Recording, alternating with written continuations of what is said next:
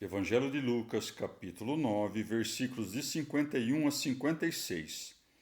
Aconteceu que, aproximando-se o tempo da sua partida deste mundo, dirigiu-se resolutamente para Jerusalém e enviou adiante de si mensageiros, os quais entraram numa aldeia de samaritanos para lhe prepararem pousada. Mas não o receberam, por dar mostras de que ia para Jerusalém. Vendo isto, os seus discípulos Tiago e João disseram: Senhor, queres que digamos que desça fogo do céu e os consuma? Ele, porém, voltando-se para eles, repreendeu-os e foram para outra povoação. Palavra da salvação. Comentário Lucas 9, 51 a 56, São Cirilo. Como era iminente o tempo em que devia o Senhor, depois de sofrer a salvadora paixão, subir ao céu, decidiu subir a Jerusalém. Por isso está dito: aconteceu que, aproximando-se o tempo da sua partida deste mundo, dirigiu-se resolutamente para Jerusalém. Mandou mensageiros para prepararem pousada a si e a seus companheiros. Esses mensageiros, depois de chegarem à terra dos samaritanos, não foram recebidos. Mas como o Senhor, que tudo sabia, soubesse também que os seus mensageiros não seriam recebidos pelos samaritanos, deu-lhes ordem de ir à sua frente, porque tudo o que fazia era em proveito dos discípulos. Subia a Jerusalém, é certo, por aproximar-se o tempo da paixão, para que, quando o vissem submeter-se à paixão, não ficassem escandalizados, mas lembrassem que é necessário sofrer com paciência os ultrajes dos homens. Foi que ele deixou sofrerem essa rejeição da parte dos samaritanos, como um prelúdio do que ele mesmo sofreria. Deu-lhes ainda outra lição útil. Os discípulos haveriam de ser os futuros professores do mundo e de percorrer as vilas e cidades para pregar a doutrina evangélica. Ora, nesta missão, encontrariam inevitavelmente alguns homens que não acolheriam a sagrada pregação e, por assim dizer, não deixariam Jesus permanecer consigo. Ensina-lhes, portanto, que os mensageiros do divino ensinamento devem ser cheios de paciência e mansidão, e não hostis e raivosos, nem devem levantar-se contra quem os ultraja. Aos discípulos, porém, ainda faltava tal disposição. Pelo contrário, agitados por um zelo ardente, queriam baixar fogo do céu contra eles.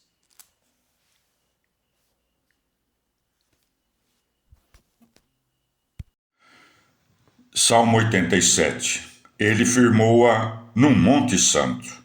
O Senhor prefere as portas de Sião a todas as moradas de Jacó. Que glorioso anúncio para ti, cidade de Deus! Contarei o Egito e a Babilônia, entre os que me reconhecem. Filisteus, tírios e núbios, aí nasceram.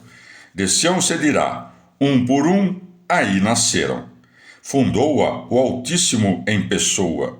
O Senhor escreverá no registro dos povos, este nasceu aí. E cantarão enquanto dançam. Todas as minhas fontes estão em ti. Palavra do Senhor.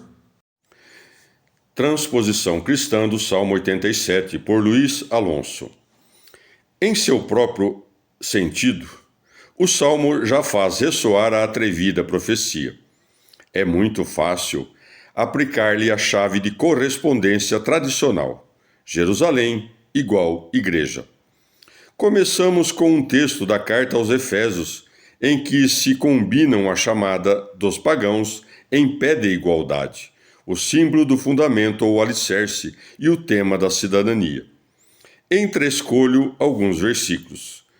2:12.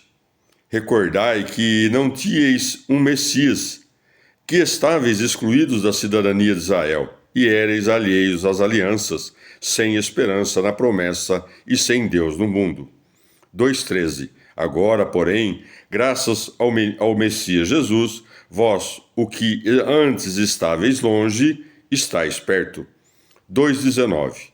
Portanto, já não sois estrangeiros nem adventícios, mas concidadãos dos consagrados e família de Deus, pois fostes edificados sobre o alicerce dos apóstolos e profetas, tendo o Messias Jesus como pedra angular.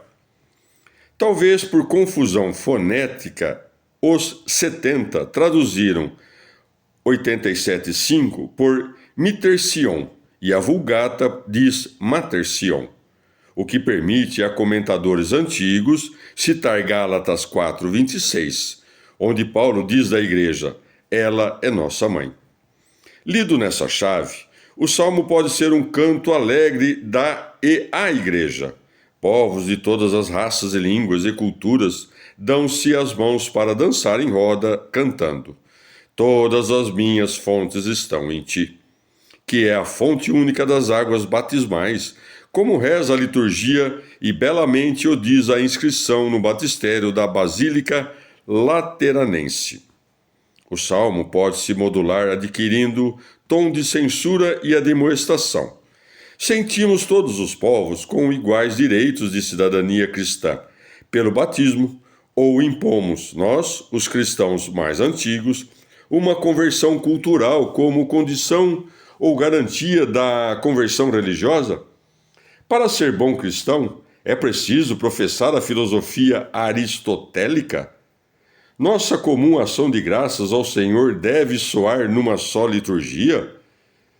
Como se generosamente nos dignássemos aceitar outros em nossa privilegiada companhia. Contra a uniformidade forçada, contra imposições culturais em nome de Cristo, o Salmo proclama com força e alegria: um por um, todos nasceram nela. Livro de Zacarias, capítulo 8. O Senhor dos Exércitos enviou esta mensagem. Assim diz o Senhor dos Exércitos: sinto ciúmes de Sião, ciúmes terríveis. Sinto dela ciúmes que me arrebatam. Assim diz o Senhor: voltarei a Sião, habitarei no meio de Jerusalém. Jerusalém se chamará Cidade Fiel, o monte do Senhor dos Exércitos, Monte Santo. Assim diz o Senhor dos Exércitos: de novo sentarão anciãos e anciãs nas ruas de Jerusalém, e haverá homens tão anciãos que se apoiarão em bastões. As ruas da cidade se encherão de meninos e meninas, brincando na rua. Assim diz o Senhor dos Exércitos. Se então o resto deste povo julgar algo como impossível, também eu terei de julgá-lo impossível? Assim diz o Senhor dos Exércitos: eu salvarei meu povo e o trarei dos países do nascente e do poente, para que habitem em Jerusalém. Eles serão meu povo, eu serei seu Deus autêntico e legítimo.